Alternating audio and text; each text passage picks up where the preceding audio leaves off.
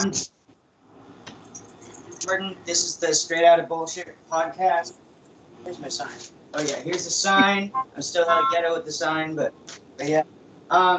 So yeah, I'm Jordan Von Erickson, and I don't know if you see my story or not, but I went to Spring Creek Lodge. I did. Okay. I've watched every episode. Okay, cool. Thank you for your support. I appreciate it. So go ahead and start by introducing yourself and like where you went. Okay, my name is Ellen Gomez. I was Ellen Peterson in the program. Okay. Gomez is my married name. Mm-hmm. And I started out going to Spring Creek. I was there for at least 2 to 3 years. I can't remember exactly how long. My memory lapse is insane. Okay. Do you know about like what time range that was? Like what years those were? It was December 2001. Okay. When I first went in. Okay. And then because of how I left Spring Creek, I just don't know the timing, but I went straight from Spring Creek to a mental hospital in Idaho. Okay. And then I was transported to Utah. Was this before you were 18? Yes. Okay. Yeah. Okay. Way before. I was 12 and a half when I went to the program. I turned 13 in January. So I turned 13 at the program. Wow. Yeah. Basic, same story, just rebelled the whole time. I don't think at Spring Creek I ever got above a level 2. Like I literally just rebelled the whole time. I hated that place. Spending a lot of time in worksheets and intervention, or? Yeah. Yeah. Okay. Yep. I'm familiar with. To the point where I was literally under the cubicle, under the box seat. I would stay under there all day. I remember The Hobbit quite frequently. Yeah. It's not fun. It's not fun. No, it's not. Yeah. No, it's not. It doesn't. And obviously, can't remember anything. So. It doesn't number on your brain. Yeah. Yeah. Yeah. I didn't start remembering things till I married my husband, 5 years ago. And that's when it really started coming back. Before then, it was a positive experience, and it was something I did, and that was that. I couldn't really talk about it with anybody in my family, or it was the best thing they ever did for me. Do you think possibly that because I assume that after you got married and whatnot, that was a happier time in your life? Do you think that maybe the stability that you felt after the marriage, and just like the happiness and contentness, maybe then brought up, maybe it wasn't so positive of an experience after all? 150%. 150%. Okay. Yeah. I think I let my guard down, and I just started to allow yourself to feel it. Yeah. And to remember, because I think my brain just shut that off to protect itself, Yeah. Basically, at that point, before married, him, I remembered the seminars, and I remembered, the basic stuff. But like never anything at all. And then after we got married, I found some pictures, and I about lost it. Honestly, I got addicted to drugs and. Yeah, I'm familiar with drug abuse too. I'm 10 months sober. Congratulations. I just smoke weed. I personally feel like weed makes me a better person. It's not an addictive thing for me. So totally agree. But I live in Indiana. It's backwards. I wish it was, legal here. I'm on house arrest at the moment. Oh wow, I'm sorry. Sorry to hear that. Well, I mean. At least you're on house arrest and not in prison or jail. Exactly. Exactly. So we both know it could be a whole lot worse. So it has been. Yeah. It has been. Yep. And usually our bodies tend to have a response, so that in times of trauma and stuff like that, we tend to block things out. And I know for me that there's a lot of the experiences I've had there still that people bring up stuff, and I'm like, holy shit, I completely blacked that out. Like I forgot about that. Yeah, no, when Rogue and you were talking, that was a very big thing for me, because I didn't remember half of that. You know what I mean? Then it all came back to me little bits at a time, and even to the point where I remembered why I really went. And I don't have any children, but if I did, you know what I mean? Like, I wouldn't have known what to, you know what I mean, what to do, but the school just wasn't what I think my parents had hoped it would be. It wasn't what I wanted it to be. I didn't get my commitment letter until I had been there for a whole year, you know, because she literally said, yeah, she said that she said you'll stay there for a year. That's all we want you to do, and then you're done. I stayed for a year. I got my commitment letter on the year date. That's what they initially told you. You're just gonna be here for a year. Don't worry. Yeah, my parents told me, oh, don't worry, because I was like hungover and stuff. Can't remember exactly. I'd just been drinking a lot the night before, and I had run away, and I'd finally come home the night before, and in the morning my parents were like, oh, come with us. You know, we're going to check this school out.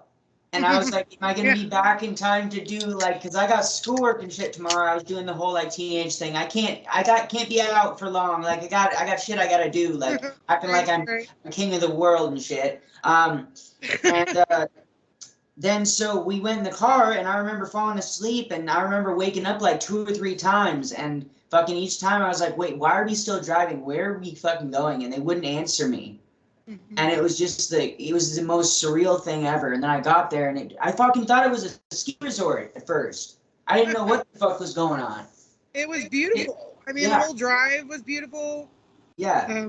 It doesn't. We drove the whole way from Indiana. You know, like I knew where I was going, but I didn't know exactly what it was. Yeah. It was once again kind of like, you know what I mean, what Rogue said. When she got there, she's like, wait, this isn't right. This isn't what. But I let it go because I was like, well, she promised me a year. My mom's usually good to her word. You want to trust your parents. You're raised to trust your parents and whatnot. And I felt like it was I felt betrayed. Yes, very much so, and still do. There's still a lot of trust issues there for me and my mom, and my stepdad. I literally talk to them maybe twice a year. At this point, I still don't at all. I'm definitely in the same boat with you there. I still talk to my parents. I talk to my parents a lot, but we're on that topic. I mean, I disagree with them. You know what I mean? Well, it's just like she never made an effort to really know me.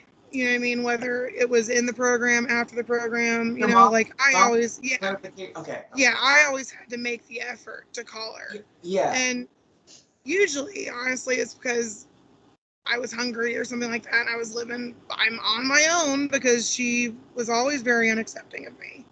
So I was calling to ask her for a pizza or something, you know, usually because I needed help, and that's the only way I knew how to get help. So she didn't think I was buying drugs with her money or whatever. You know what I mean? And she never took that as whatever. And so if she doesn't call me, then I don't reach out because I'm tired. Why put forth the effort if she's not going to put forth the effort? You know what I mean? Exactly. Yeah. She's one of the reasons I didn't graduate. Yeah. Finally. In Costa Rica. Do you feel like her sending you there was kind of her just like passing you off? Kind of? Yeah, there was a lot of kids there that I knew. A construction businesswoman, was always on the road and spending money, and like you were just away or something. Like like I was a problem. Yeah, there's a lot of people that I know. So give it to somebody else to fix. Yeah, there's a whole lot of people that I know that can relate to that a lot.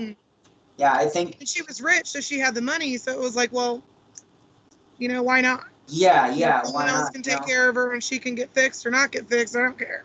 Yeah. And I'm sorry. It costs more than Harvard. It costs more than a year at Harvard. There goes the college fund. There goes any hopes and dreams of fucking anything, in the future. Right. Yeah. Definitely. It blew me away when I found that out. Yeah. For sure. She never told me. So. It blows my mind that you went there. You turned 13 in the program. That blows my mind, man. You're just becoming a teenager. You're not even a full teenager yet when you went there. That's fucking crazy, man. I spent 2 years of my teenage years on the outside, and that was kind of scattered between the schools and juvenile hall, and it was just a mess, which led to, you know, in my adult years, jail and, you know, the law and addiction. And because I hadn't done a drug at all until I got out of the program at 19. Yeah, I learned about the drugs in the program and how bomb they were, quote unquote. Yeah, you know, why not block all that shit out? You know what I mean? Yeah. Shit. That sounds like a vacation to me, you know? Yeah. So. Yeah. And might as well have, you know what I mean? Like, might as well have used the drugs, because that's basically how I was treated. And in the program, like, I don't even know, like, you got to always talk about something. You know what I mean? There's always got to be something wrong. It couldn't just be because you were a teen. It couldn't just be because you were sad or depressed. I mean, shit, I grew a beard when I was 13. I've never had my, you know, my hormones were messed up. So instead of that, I grew facial hair. So in the program, I'm a woman with a beard, you know what I mean? Feeling all kinds of messed up. Yeah, and probably getting made fun of and stuff by a lot of the kids there, you know. And you couldn't shave till you were level 2. And I wet the bed and stuff. It was, you know, very traumatizing for me physically. Well, stuff that still follows me now. I'm sorry that you had to go through that. I'm really glad that we're having an opportunity for you to get your story out there. I think it feels good to talk about it. That's good. I'm glad you reached out today and, you know, fill this spot in. Somebody flaked out on me, but we're gonna probably reschedule later down the line. There was just a misunderstanding, so no hard feelings or anything, but it happens. But yeah, so before we move on from your time at Spring Creek or whatnot, so you can give more of a timeline, can you walk us through what you remember of your first day at Spring Creek? Yeah, I remember we stayed at a hotel the night before, and we went out to eat. In Thompson Falls or somewhere around, or? I think so. It was a bigger city than Thompson Falls, though. Like Missoula? I'm thinking maybe Missoula, something like. But we went shopping at like a mall, and she got me like a hoodie and some pants because they didn't have my size of clothes or something, which I found out later. She didn't tell me that. She just said that we were going shopping to buy some stuff at the place. Yeah. So, you know, to make up for whatever guilt she was feeling, obviously. I didn't get to keep none of it. So she dropped me off. We said goodbye. You know what I mean? Like, I went to Destiny Family. I actually know Lacey. You know. Yeah. It felt awkward as hell. Like I even though I knew that I was going to be staying there for a year, even though it was something that I wanted because I didn't really feel accepted at my school at home, obviously with my issues and stuff like that. Yeah. You know, I was looking forward to maybe bonding with other people that maybe had problems like I did. Because, you know what I mean? I knew I was depressed. I was having sex. You know what I mean? Like, I wasn't doing drugs, but I was having sex. A similar story with Lacey's. You know, dating older men, and potentially I could be in a ditch somewhere. You know, dead. I think about that every day. You know what I mean? My husband and I talk about it all the time. You know what I mean? Like, I could have easily been, you know, a Lifetime fucking movie at that point. I totally had no respect for myself. Another statistic. So I was really hoping that the program would make me a better person, per se, or at least teach me some skills for later in life, right? So you had like higher hopes at the beginning. Yeah. For the program. You know what I mean? I mean, it was still awkward. It was still something was off. Something was way off. Yeah, you know, and feel it. You can feel it. Yeah, like in the air. And I remember going into the trailer in the front. And saying bye to my family, and then they left, and I don't remember any animosity. Like, I don't remember anything weird. I was very polite. I had a lot of manners going in, but I really didn't like lying. I really didn't like being a problem, you know, but you weren't trying to be, you weren't trying to be, you know what I mean? Like, when you don't, you know, later, I think it took a couple days for me to be like, well, fuck this. For it to sink in. I gave it a chance, and I was trying to be respectful, and I forget what it was, but I got like I got a Cat 4 or a Cat 5 right away, and I For don't remember. For not even knowing probably what you did, right? Right. Yeah, And you know, I didn't have very many points at that point, but I was like, yeah. okay, You're expected to know everything. you then, you know, You're expected to know everything. Perfection. You're expected to know everything. You're expected to, oh, that manual, you're expected to have read that already. You know, what are you doing? You know, like, not getting but back. of course, they don't want you to read it before you go in because you'll never show up. Yeah. You know, if I had read that manual before I left, I would have been gone and probably dead. But, you know, that's neither here nor there. I'm not dead, so I sometimes feel like I was, you know what I mean? Because of all the trauma and stuff. You know, it's a lot easier to say that you don't want to be here, but you know, life changed once I got married. Yeah. Still have those sad times, but don't let what other people, you know, think and what they believe, you know, have power over you, because it lets them win. You know what I mean? Yeah. You know what I mean? We can't let these people win. You know what I mean? We gotta. Is it okay if I smoke? Go ahead. I'm not worried about it. This is an unfiltered podcast. You know, I'm not tripping on. I figured. I just. You know. Yeah. Okay, so I had a few questions. Did they give you a buddy when you got there? Did they link you up with like a They did, but I can't remember her name. That's so weird that all of us are kind of like that we don't remember.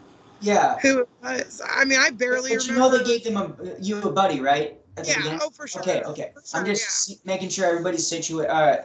Because I'm trying to figure out like how many people's situations. Yeah. Exactly. Okay, so so after you got done with Spring Creek, you were there a year, right? Mm-hmm. Okay, what happened? It was more than a year. It was 2 or 3 years. I can't differentiate, but I know it was more than a year. Okay, so you were probably like what, 15, 16 when you left Spring Creek? Yeah. Okay. And from there, like what happened? What led up to you like switching facilities? Like how did that whole thing happen? Do you remember? Yeah, a little too well. I tried to commit suicide at SCL. They put you on suicide watch?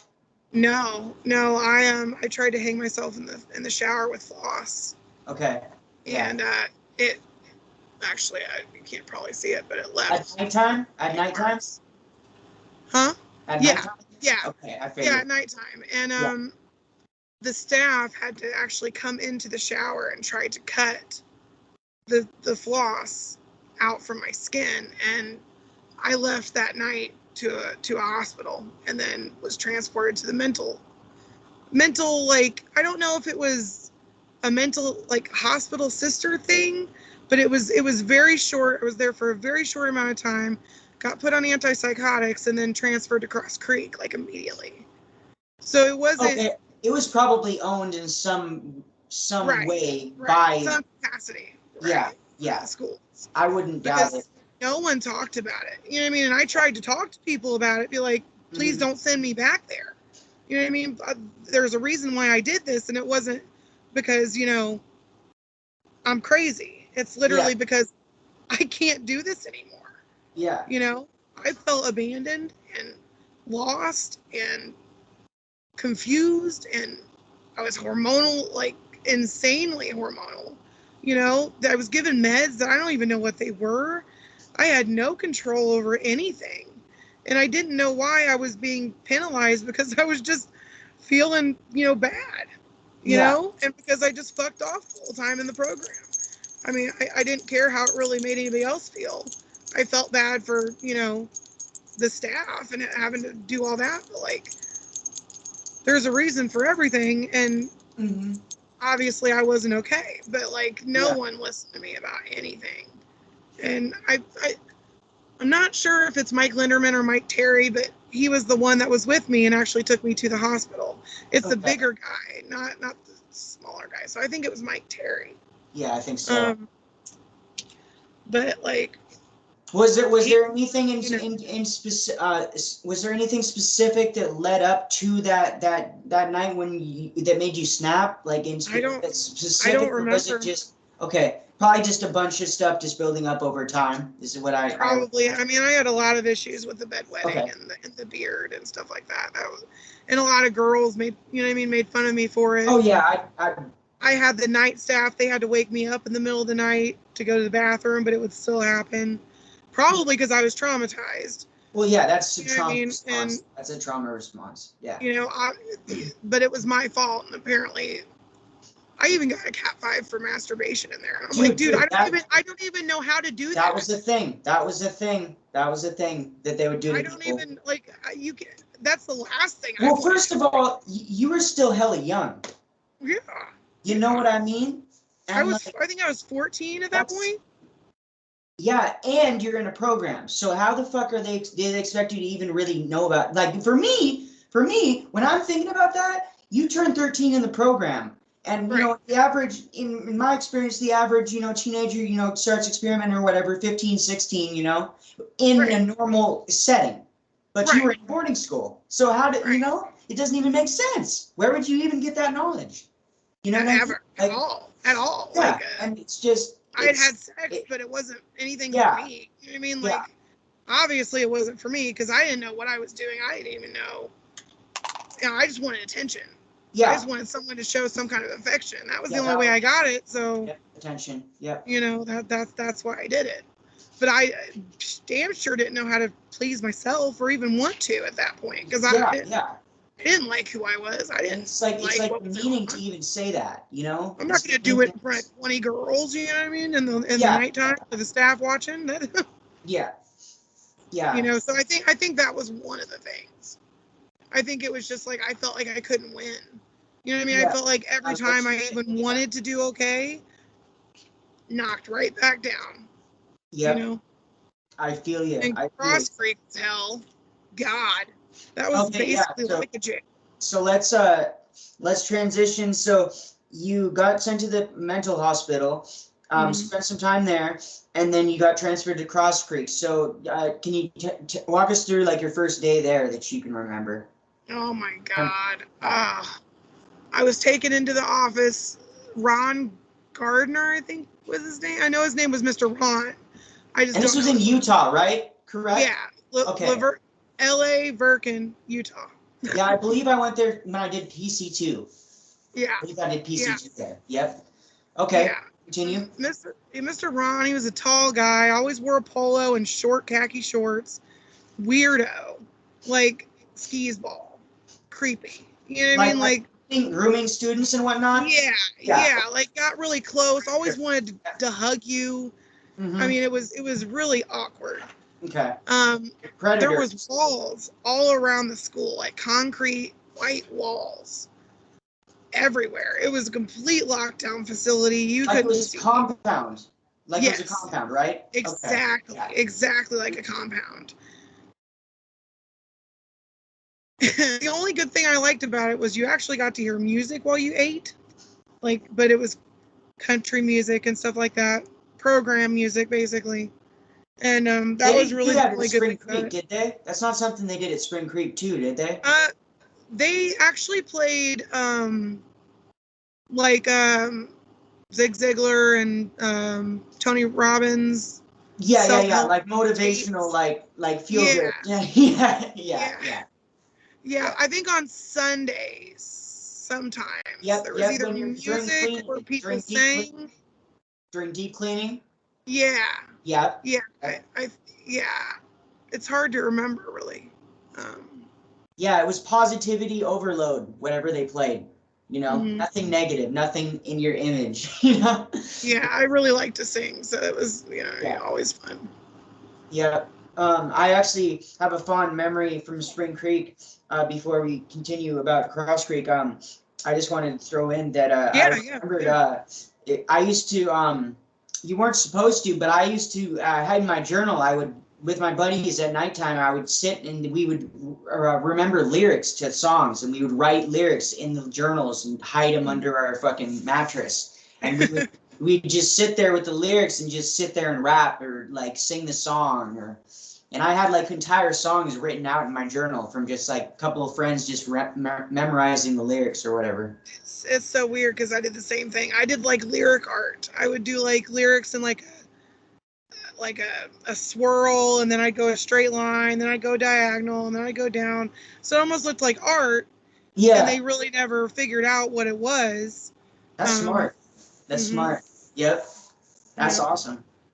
Yep. Okay. That was just a cool little tidbit. So yeah, so you went to Spring Creek. There was a creepo, the Mr. Ron guy. And so what happened next? I remember it being completely different. We didn't walk in lines. We didn't walk heel toe like we did at Spring Creek. So it was automatically really weird. You still lined up and you still went everywhere. School was the same. Taught yourself. There was actual gym in the place where you could actually like, play hoops and stuff like that. But I didn't really fit in with anybody there. I wasn't even there very much longer. Obviously after 3 years of Spring Creek, and I bought everything at the store I could, got all the therapy appointments and the doctor's appointments, so she was paying a premium for all that shit. So I think I was at Cross Creek for close to 6 to 8 months maybe. Okay. And then I was pulled. Okay. And so then you went home after Cross Creek? Yeah. Yep. My aunt and uncle got me because they lived in Arizona at the time. My mom couldn't be bothered to come get me. Yeah, right? Yeah. So they pulled me. It was one of the best days of my life. Oh, I felt it. You know what I mean? I felt it that morning. I was like, something's up. You know what I mean? Like and then they told me I was going home, and I about fell out. You know what I mean? I about like fainted. Yeah. But I got home, and I turned 16, like shortly after I got home, and I asked for Barbie dolls. I remember that specifically. For your birthday? Yeah. What 16-year-old asks for Barbie dolls? I was very young. Well, you probably felt like right. I was very isolating. You know what I mean? Like I didn't socialize at all. School credits didn't transfer. Oh wow! Yeah, I've heard about that happening. I had skipped 9th grade completely when I was in Spring Creek. Yeah. I was a 16-year-old going into 10th grade, supposedly. Yeah. So I felt great, and then once again I got knocked right back down to reality, and high school just didn't go well for me at all, and I rebelled again. Reintegration into society was hard. I had no idea what I was doing. Yeah. I had no idea what to do at all. I had no friends. I didn't want to make any friends because everyone I had talked to, like you guys said, I had latched onto so tight because I craved that from the program. You know what I mean? Because in the program, you do make friends, and there is, of course, going to be people that, whatever, that you get into it, you all live together 24/7. You know what I mean? There are going to be arguments, but nothing compared to what it was like when I got out. And people aren't real in real life for the most part. They're not real. They don't make themselves vulnerable. They're like, I'm not trying to use program terms, but I'm saying like make themselves vulnerable, Right. Excuse the program term, but like people don't really do that in real life. There's few far in between. People don't show their emotions. And there's no control over your own emotions. You know what I mean? Like someone says something so small and you're just like bursting out in tears or screaming them and putting them down. Like, like that's having adverse reactions in friendships and relationships. And still to this day, my husband has been the only man I really had a relationship with. I had fuck buddies until I met him. Yeah. You know what I mean? I never dated. Yeah. I didn't know how to. I didn't, you know what I mean? Shit. You know what I mean? 13 years old in a program. 16 when I got out, I went straight into juvie. Okay, so walk us through that. Going to juvie. Like what happened there? Oh shit, did it freeze? Oh shit. Hello?